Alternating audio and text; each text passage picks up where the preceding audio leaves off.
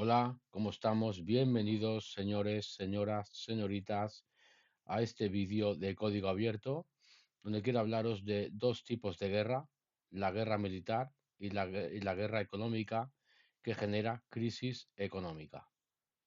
Bueno, pues cuando pensamos en la palabra guerra, casi siempre imaginamos soldados, tanques, bombas, trincheras, banderas enfrentadas y territorios en disputa. Es la imagen clásica, la que nos han enseñado desde pequeños.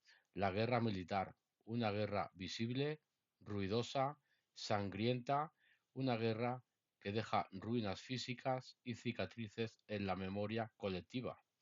Pero con el tiempo he comprendido que existe otro tipo de guerra, mucho más silenciosa, mucho más sutil y en ocasiones incluso más devastadora, la guerra económica.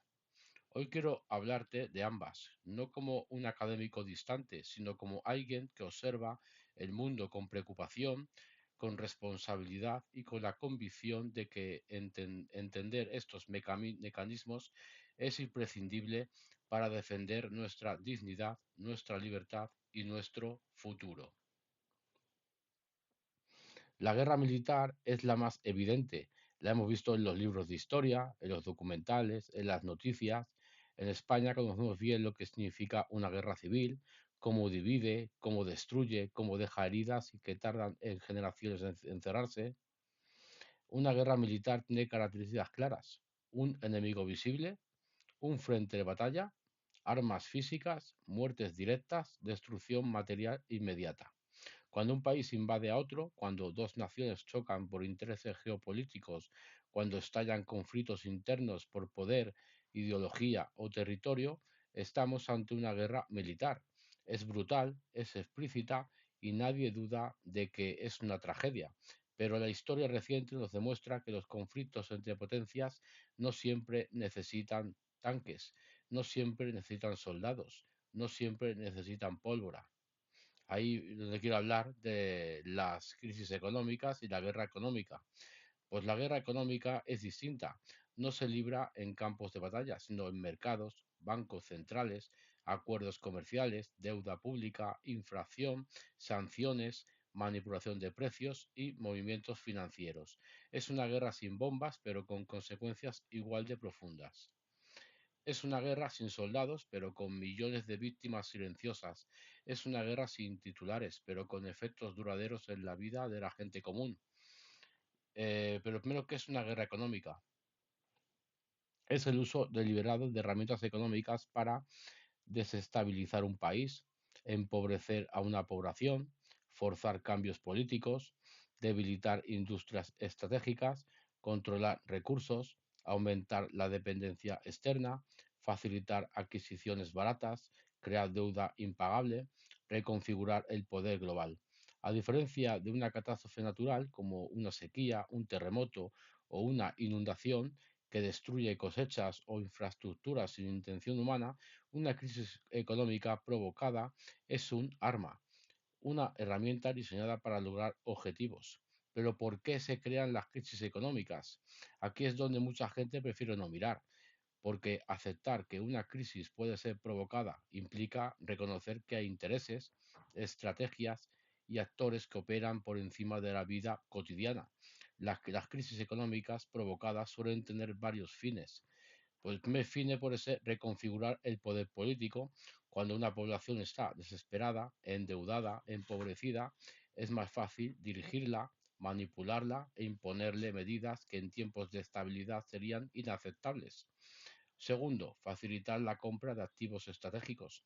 Cuando las empresas caen, cuando los precios se desploman, cuando los países no pueden pagar sus deudas, cuando aparecen compradores oportunistas, fondos, corporaciones o potencias extranjeras que adquieren recursos a precio de saldo. O tres, forzar reformas económicas. A veces se provoca una crisis para justificar cambios estructurales, privatizaciones, recortes, desregulaciones, apertura de mercados o eliminación de derechos laborales. Cuarto punto, debilitar a un rival geopolítico. Las sanciones económicas, los bloqueos comerciales, la manipulación de divisas o la especulación sobre materias primas son armas que pueden hundir a un país sin disparar una sola bala. ¿Qué diferencia hay entre un desastre natural y una crisis provocada? Una catástrofe natural es impredecible y no tiene intención. Una crisis económica provocada es intencional. Cuando un huracán destruye cosechas, es una tragedia. Cuando una política económica destruye empresas, empleos y ahorros, es una estrategia. Cuando un volcán arrasa un pueblo, es un desastre. Cuando una burbuja financiera estalla porque alguien la infló deliberadamente, es un arma. El liberalismo económico, una navaja suiza. Como sabéis, el liberalismo económico es como una navaja suiza. Puede servir para construir o para destruir. Cuando sale bien, fomenta la innovación, atrae inversión, genera riqueza, impulsa la competencia, reduce trabas burocráticas. Cuando sale mal, genera desigualdad, desprotege a los más vulnerables, facilita monopolios, permite abusos, destruye tejido productivo, crea burbujas especulativas, provoca pobreza masiva. El problema no es la herramienta en sí, sino quién la usa y con qué intención. ¿Cómo se libra una guerra económica? Pues una guerra económica utiliza armas invisibles, infracción, deuda, manipulación de divisas, sanciones, especulación, desindustrialización, son armas silenciosas pero devastadoras. ¿Y quién gana con una guerra económica? Pues no gana el ciudadano, no gana el trabajador, no gana la empresa pequeña. Ganan grandes corporaciones, fondos de inversión, potencias geopolíticas, actores financieros globales, intereses privados que operan sin rostro. La guerra económica no busca territorios, busca recursos, control, influencia y dependencia. Y bueno, ¿quién pierde? Pues pierde la gente común, como tú y como yo. Familias que no llegan a fin de mes, jóvenes que no pueden emanciparse, trabajadores que pierden su empleo, pequeños negocios que cierran, agricultores que no pueden competir, países enteros que quedan atrapados en deuda. La guerra económica no deja cadáveres en las calles, pero deja vidas rotas. Los verdaderos perjudicados de una crisis económica. La cuestión fundamental, la que casi nunca aparece en los titulares, es que los grandes perjudicados de una crisis económica no son quienes la provocan, sino son los que la sufren sin haber tenido jamás poder para evitarla. En una crisis económica, los primeros en caer son siempre los mismos, los trabajadores que pierden su empleo o ven cómo sus salarios se congelan, las familias que se empobrecen y se endeudan, los ciudadanos vulnerables que sufren desahucios y precariedad, las pequeñas y medianas empresas que no pueden resistir la caída del consumo. Muchas pymes se ven obligadas a cerrar o son absorbidas por empresas más grandes que aprovechan la situación para expandirse.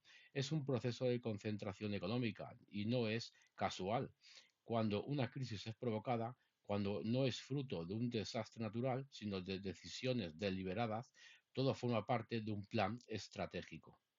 Ejemplos recientes, por ejemplo, de guerras económicas, la más actual, la crisis financiera del año 2007-2008. La crisis económica de 2007, originaria de Estados Unidos, es un ejemplo claro de cómo una mala praxis financiera, permitida, incentivada y explotada por intereses concretos, puede desencadenar un colapso global. No fue un accidente, fue un error inocente, fue el resultado de decisiones tomadas por actores financieros que sabían que estaban inflando una burbuja hipotecaria insostenible. Cuando estalló, millones perdieron sus casas, millones perdieron sus empleos, miles de empresas quebraron, los estados se endeudaron para rescatar bancos privados y quienes provocaron el rescate salieron indemnes o reforzados. Ese es el mecanismo de una guerra económica. El sufrimiento se socializa, los beneficios se privatizan. Por ejemplo, la guerra de aranceles, la llamada guerra comercial, es un ejemplo claro impulsado por Donald Trump. Los aranceles no son simples impuestos, son armas económicas. Sirven para presionar a otros países, debilitar industrias rivales, forzar renegociaciones, reconfigurar cadenas de suministro. Cuando un país impone aranceles masivos a otro, está atacando económicamente.